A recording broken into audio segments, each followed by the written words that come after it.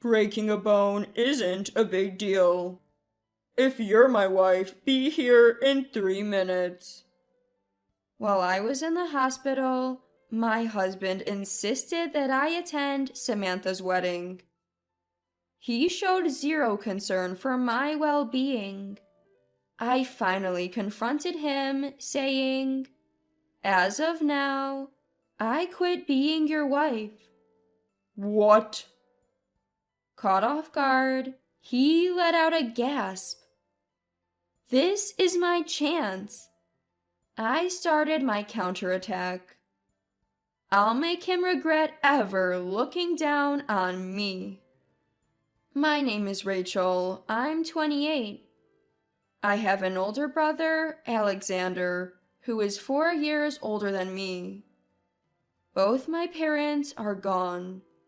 They passed away when I was in middle school. At the time, Alexander was in high school. He dropped out to support me and got to work. I remember him juggling multiple part-time jobs. Alexander has been working at a certain company for about 10 years now. He was directly scouted by Joseph, the company's CEO, who valued Alexander's character.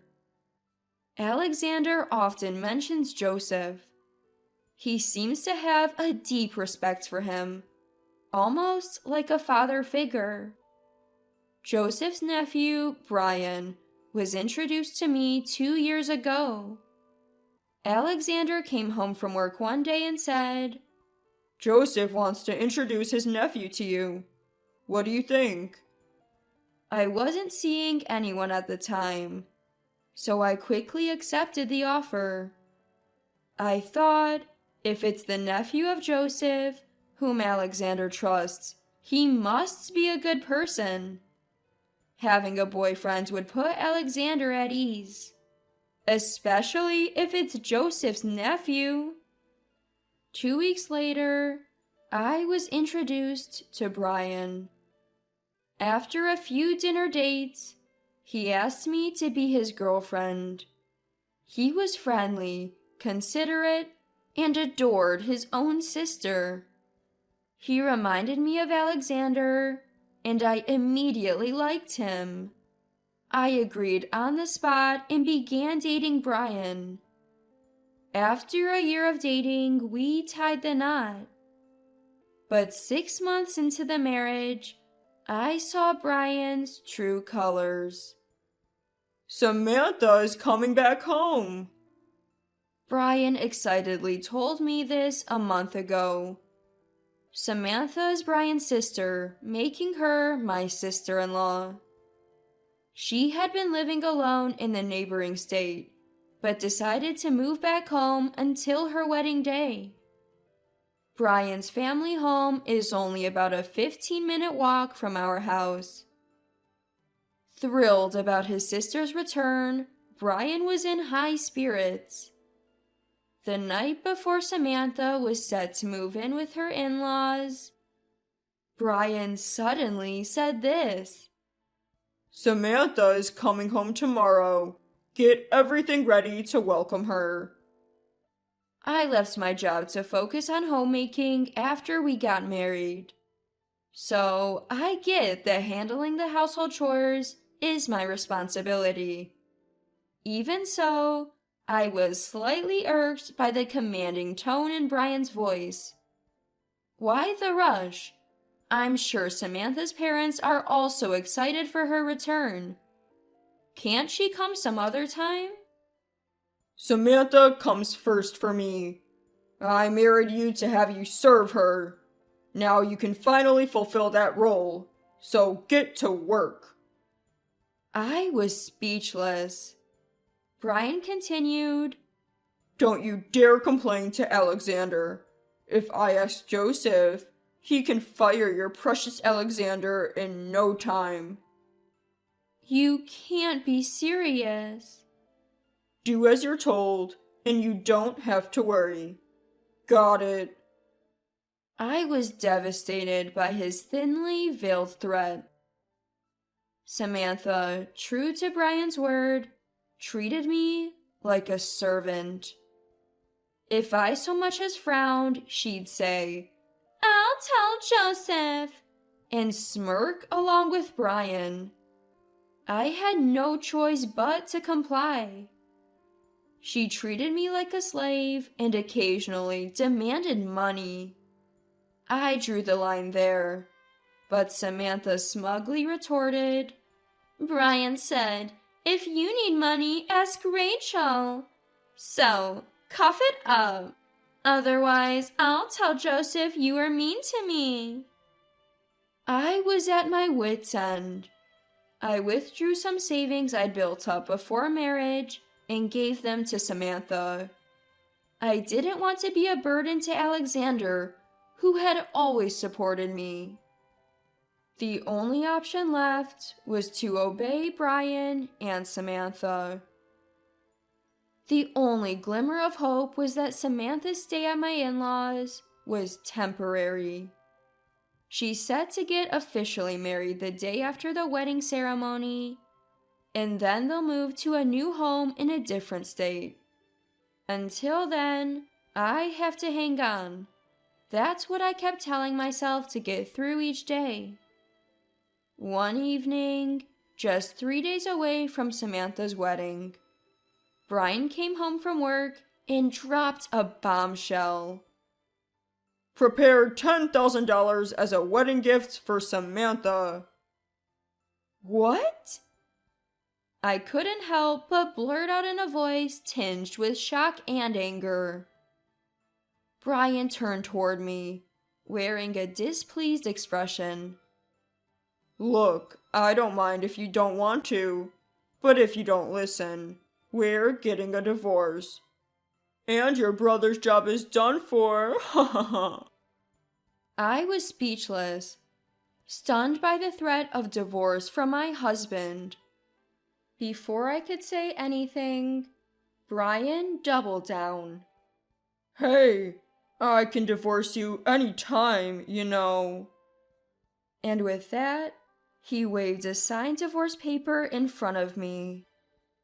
In a fit of frustration, I snatched the paper away from him.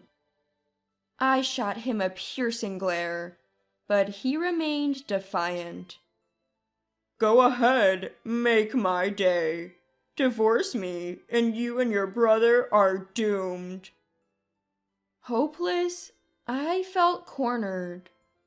I stormed out of the house, aimlessly wandering the nighttime streets. Why did it come to this? Devastated, mentally and physically, I felt completely lost. While attempting to descend a pedestrian bridge, my foot slipped. Ah! Before I could scream, I tumbled down to the ground below. I passed out as I hit the cold pavement. When I came to, I found myself in a hospital bed. Where am I? My brother Alexander peered into my face, full of concern. Rachel, are you all right? I was utterly confused. Observing my condition, Alexander explained what had happened. Last night, a passerby found me collapsed under the pedestrian bridge and called an ambulance. I had fractured my leg and would need a significant time to fully recover. I was even told I'd require long-term hospitalization and rehab. Alexander looked at me intently after his explanation. Why were you out at that hour? Brian hasn't even visited you in the hospital. Did something happen between you two? I could feel Alexander's genuine concern. I broke down, unable to hold back any longer. He only married me to use me. He threatened to fire you, Alexander, if I don't obey. I wanted to protect you, but now he's demanding $10,000 for Samantha's wedding gift. Alexander probably couldn't make heads or tails of my rambling. Even so, he nodded and simply said, "You've been through a lot." After a good cry, I began to regain some semblance of composure. Alexander was radiating an aura of anger. After hearing my whole story, he smiled gently at me. "You didn't have to worry about me. What I can't stand is seeing you hurting, Rachel. But thanks for having my back." He playfully tapped the top of my head. Despite being almost 30, it made me feel oddly secure. My phone rang right after I finished telling Alexander everything. It was a message from Brian. "Hospitalized? Ha ha ha. Don't think that's getting you out of our wedding gift. Have $10,000 ready and come back now.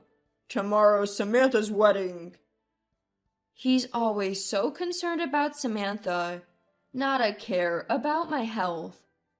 Something inside me snapped. Enough is enough. I'm not putting up with this man anymore. That day I left home, I took my wallet, phone, and divorce papers. I spread the divorce papers on the table and signed them without hesitation. Alexander offered to submit the papers for me. He also updated Joseph on the situation. Fortunately, Joseph wasn't as concerned as I thought he would be. Now I can finally stand up to him. The next day, I answered one of Brian's ignored calls. "Don't you dare ignore me." The first thing out of his mouth was a shout. He was visibly angry. Brian raised his voice without even waiting for my reply. "You planning on skipping Samantha's wedding? A fracture isn't that big a deal. Get over here in 3 minutes. And bring the gift money." I just quit being your wife. "What?" Caught off guard, he was speechless. "What do you mean? Quit the nonsense and get over here. Or else I'll tell Joseph." I'm simply stating facts. We're divorced now, so no wedding and no gift. Want to tell Joseph? Go ahead. Your threats don't work anymore. He didn't know Alexander had already informed Joseph. Brian tried another threat. "Don't mess around. Do you want Alexander to lose his job? Is that okay? After all he did for you?" Brian seemed a bit panicked, perhaps because I was unusually defiant. Staying silent all this time now seemed so foolish. I decided to clue him in. Alexander won't be fired. You will. Alexander already told Joseph you've been threatening me. Joseph is not happy with you. "That can't be. Joseph has been very fond of me. I was even fast-tracked into the company. There's no way he'd fire me." Believe what you want. You'll find out soon enough. Are you at Samantha's venue? If you are, try finding Joseph. I bet you can't. Your little scheme with your sister has already been reported. "There's no way." Joseph is livid. Not only are you getting fired, Brian, but Samantha's little scheme will also come to light. Have fun at the wedding. My ex-husband seemed incredulous at my words. Now that I have nothing to fear, there's no need for me to be intimidated by him anymore. When I raised my voice, Brian responded with a submissive tone. "Poor big brother of yours. Quit high school just to support his sister, and now he'll lose his job because of that sister. You think an underdog like him can easily find another job? Even Alexander will start disliking you, you know. Haha." Don't call my brother an underdog. You're the real underdog here. You sure you want to say that? I'm really going to fire him. Apologize now and bring me $1 million and you're off the hook. You're Samantha's personal servant, after all. Bring me the $1 million now. I completely lost my cool with my condescending ex-husband. Forgetting I was in the hospital, I shouted into the phone. The one who needs to apologize is you. What? Stunned by my loud voice, I didn't hold back. I won't forgive you even if you apologize. You're definitely getting fired. And your wedding? I bet none of your family will even show up. Joseph's been talking to everyone, you know. No way. Joseph wouldn't do that. Well, they aren't at the venue, are they? Maybe it's time to realize you and your sister have been written off. The whole family's disgusted with you. Shame. Even Samantha probably won't forgive you. Hearing this, Brian let out a cry that almost sounded like a scream. And why shouldn't he? Losing his servant of a wife, alienated by family, and even potentially hated by his sister. He's got every reason to scream. I guess we're done here, I said to my ex, now presumably understanding the gravity of his situation. Enjoy your wedding, if it even happens. I hung up without waiting for Brian's response. After that, both Brian and Samantha called multiple times, but I ignored them. Eventually, they gave up and sent emails instead. Rachel, I was wrong. I won't call you a servant anymore. Please come back. Samantha's wedding will be ruined without you. Please attend and explain everything to Uncle. Rachel, I'm sorry. Please forgive me. You don't have to bring $1 million. Just bring 10,000 and come right away. I won't be able to have the ceremony, let alone register our marriage. They're still prioritizing their wedding at this point. I can only be flabbergasted at Samantha saying, 10,000 is fine. We're not family anymore. I sent the same message back to both of them. More calls and emails came, but I didn't respond. Sometime later, Alexander came to my hospital room. Following him was Brian's uncle. As soon as Joseph locked eyes with me, he deeply bowed his head. My nephew really messed up. I'm truly sorry. I never thought he'd be such a person. Don't worry, it's not your fault, Joseph. Keep your head up. I fired Brian. From now on, both Brian and Samantha will get the cold shoulder from the entire family. I'll also talk to his father. I'm sure he'll discipline him. Is that so? Finally, it's over. Hearing Joseph's words, I felt relieved for the first time. Just as Joseph promised, Brian lost his job. Seems like his job hunt is struggling. He's never really looked for a job before. Samantha, who received pushback from all relatives, had her wedding canceled, just as expected. Not only was their wedding canceled, but they were also ordered to pay for the cancellation fees. They're now disowned by their parents and live in a cramped apartment with no one to turn to. Brian is blamed by Samantha almost daily, saying, "This is all your fault." What was supposed to be happy co-living with his beloved sister turned into daily agony for him. Serves them right. As for me, thanks to Joseph's offer, I'm now working at the same company as Alexander. We've resumed our life together, just the two of us, living freely without any family interference. From now on, I plan to live a good life, supporting each other with Alexander.